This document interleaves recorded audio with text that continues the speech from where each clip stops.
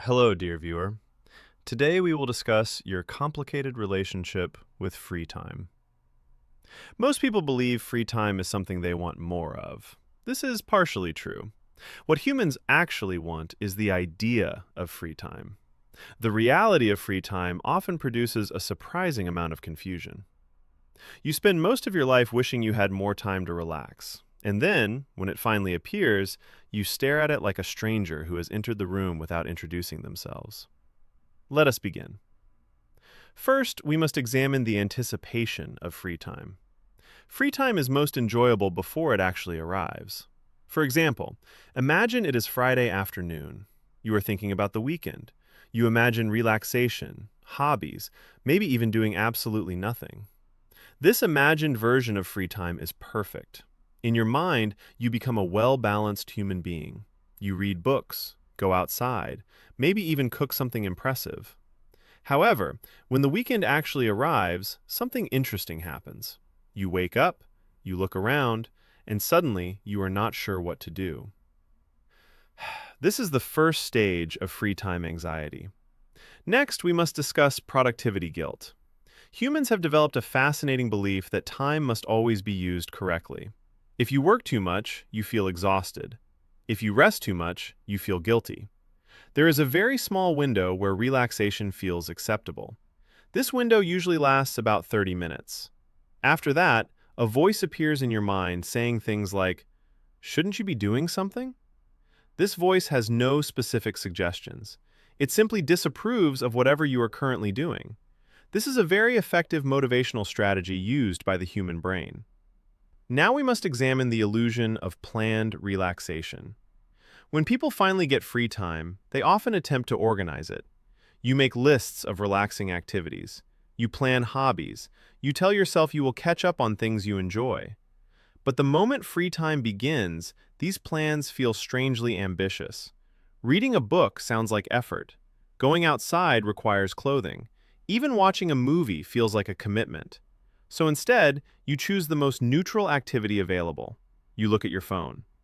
This leads us to the next phase, digital free time. Modern humans have discovered a way to spend free time without feeling like they are making a decision: scrolling. Scrolling allows you to avoid choosing an activity while still feeling occupied.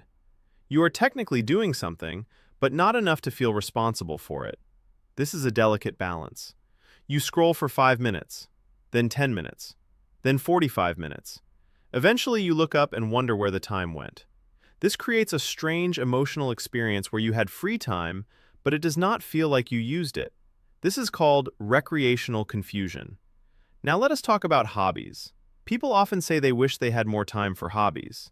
However, hobbies introduce a new problem: effort. Most hobbies require a small amount of effort to begin. You must gather materials, set something up, focus your attention.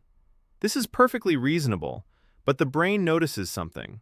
If effort is required, the brain begins searching for an easier alternative. Usually this alternative is the phone again, which is why many hobbies remain in a theoretical stage for several years. Next, we must discuss the concept of doing nothing. Humans say they want time to do nothing, but when nothing actually happens, the mind becomes uncomfortable. Silence feels suspicious. Stillness feels unproductive. Your brain begins generating random thoughts such as, should I clean something? Should I exercise? Should I reorganize the kitchen? These thoughts are not necessarily helpful. They are simply the brain trying to justify your existence for the afternoon. Now let us discuss vacations. Vacations are large, structured forms of free time. Interestingly, people often schedule vacations with the same intensity as their work. You plan activities, reservations, tours, itineraries. This ensures that your relaxing break contains approximately the same level of planning as a small military operation. But there is a reason for this. Unstructured time is surprisingly difficult. Humans are very comfortable with routines. Work provides structure. School provides structure. Even chores provide structure. Free time removes structure, which means you must decide what matters in that moment, and decisions are exhausting. Finally, we arrive at the true purpose of free time. Free time is not actually about productivity or accomplishment. It is about space. Space to think, space to wander, space to notice things you normally ignore. But this kind of quiet awareness can feel unfamiliar. So many people fill that space immediately. Music, screens, distractions, anything to keep the silence from becoming noticeable. However, occasionally something interesting happens. You sit quietly for a moment. You watch the afternoon pass. You feel a brief sense of calm. This moment is small, but it is important. Because this is what free time was supposed to feel like.